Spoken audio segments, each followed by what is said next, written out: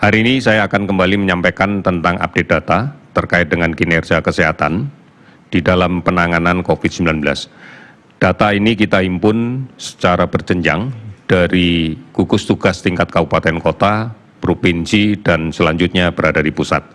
Termasuk dari semua laboratorium yang melaksanakan pemeriksaan spesimen dengan menggunakan real-time PCR atau juga menggunakan TCM yang kita himpun melalui sistem yang kita sebut dengan all record. Hari ini kita melakukan pemeriksaan spesimen sebanyak 22.379 spesimen, sehingga total spesimen yang telah kita periksa adalah 1.061.367 spesimen. Dari jumlah ini kita mendapatkan penambahan kasus konfirmasi positif sebanyak 1.681 orang, sehingga saat ini totalnya adalah menjadi 75.699 orang. Mari kita perhatikan sebarannya. Dari kasus konfirmasi positif yang kita dapatkan hari ini, Jawa Timur melaporkan 518 kasus baru dan 207 sembuh. Kemudian DKI Jakarta melaporkan 404 kasus baru dan 160 sembuh. Sulawesi Selatan 173 kasus baru dan 107 sembuh. Kalimantan Selatan 77 kasus baru dan 107 sembuh. Jawa Tengah 70 kasus baru dan 30 sembuh. Papua 63 kasus baru dan 7 sembuh. Jawa Barat 50 kasus baru dan 10 sembuh. Kemudian kita lihat secara keseluruhan ada 17 provinsi yang hari ini melaporkan penambahan kasus di bawah 10. Bahkan ada 5 provinsi yang tidak ada kasus baru sama sekali.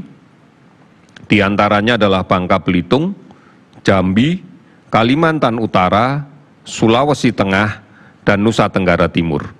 Beberapa daerah melaporkan kasus sembuh yang lebih tinggi dibanding dengan kasus konfirmasi baru, di antaranya Bali, hari ini melaporkan 48 kasus baru, namun ada 59 yang sembuh. Banten, 12 kasus baru dengan 50 sembuh. Maluku, 10 kasus baru dengan 25 sembuh. Kemudian Kalimantan Barat, 3 kasus baru dan 12 sembuh. Sulawesi Tenggara 2 kasus baru, 5 sembuh. Jambi tanpa ada penambahan kasus baru dan melaporkan 9 sembuh. Sehingga total kasus sembuh pada hari ini yang kita terima adalah 919 orang. Akumulasi total sembuh adalah menjadi 35.638 orang. Kasus baru yang kita terima sebagian besar adalah dari hasil tracing yang kita lakukan secara masif dari kontak dekat kasus terkonfirmasi positif. Sehingga secara keseluruhan, sebagian besar kasus baru yang kita dapatkan hari ini adalah kasus baru yang tidak ada indikasi untuk dirawat di rumah sakit. Mereka dengan keluhan sakit yang ringan, bahkan banyak yang merasa tidak sakit, tidak ada keluhan sama sekali. Ini yang menjadi penting untuk kita pahami, artinya bahwa saudara-saudara kita yang terkonfirmasi positif saat ini harus melaksanakan karantina secara ketat, karantina mandiri secara ketat, agar tidak menjadi sumber penularan bagi orang yang lain. Ini yang kemudian kita lihat bahwa kasus beban layanan rumah sakit tidak meningkat, meskipun kasus baru kita temukan lebih banyak. Kasus-kasus inilah yang kemudian menjadi perhatian khusus, karena inilah yang menjadi kewaspadaan kita agar tidak menjadi sumber penularan di tengah masyarakat. Saudara-saudara, dari beberapa informasi pemberitaan yang disampaikan oleh Organisasi Kesehatan Dunia WHO, diyakini bahwa penularan virus ini tetap terjadi melalui droplet. Hanya yang menjadi masalah adalah mikrodroplet. Mikrodroplet ini droplet yang ukurannya lebih kecil dan bisa berada di udara untuk waktu yang relatif lama, apalagi pada ruangan dengan ventilasi dan sirkulasi udara yang tidak maksimal. Kita bisa menyederhanakan dengan mengambil contoh misalnya asap rokok. Dalam satu ruangan tertutup yang sirkulasi udaranya tidak bagus, maka asap rokok ini akan tertahan lama. Dan bagi siapapun yang hanya menggunakan face shield tanpa menggunakan masker, pasti akan bisa mencium bau ini. Kurang lebih demikianlah droplet dari COVID-19 ini. Oleh karena itu penggunaan masker mutlak harus dilakukan, harus dikerjakan, bukan face shield. Karena kita tahu pada mikro droplet, dia akan mengambang di udara. Droplet memang bisa kita lindungi, kita cegah untuk ukuran yang besar dengan menggunakan face shield. Oleh karena itu, tetap kami menyarankan kepada saudara-saudara sekalian, gunakan masker. Lebih baik kalau memang bisa ditambah dengan face shield. Tetapi menggunakan face shield saja tanpa masker tidak akan memberikan perlindungan yang maksimal. Kemudian yang kedua, perhatikan betul ruang kerja di mana kita mulai aktif. Upayakan bahwa udara tersirkulasi dengan baik. Upayakan udara tergantikan setiap hari. Menggunakan kipas angin pada ruang tertutup hanya akan memutar-mutar udara itu. Tetapi kalau menggunakan exhaust fan misalnya, kita bisa menarik keluar udara yang di dalam dan menggantikan dengan yang baru. Oleh karena itu, saudara-saudara sekalian, penularan ini akan memungkinkan terjadi. Satu sisi, banyak kasus positif dengan gejala yang ringan yang tidak perlu dirawat di rumah sakit, tidak perlu diisolasi di rumah sakit. Sisi yang lain, penularan melalui droplet harus kita cegah. Kita tidak boleh mengandalkan hanya menggunakan face shield saja. Gunakan masker. Ini yang penting.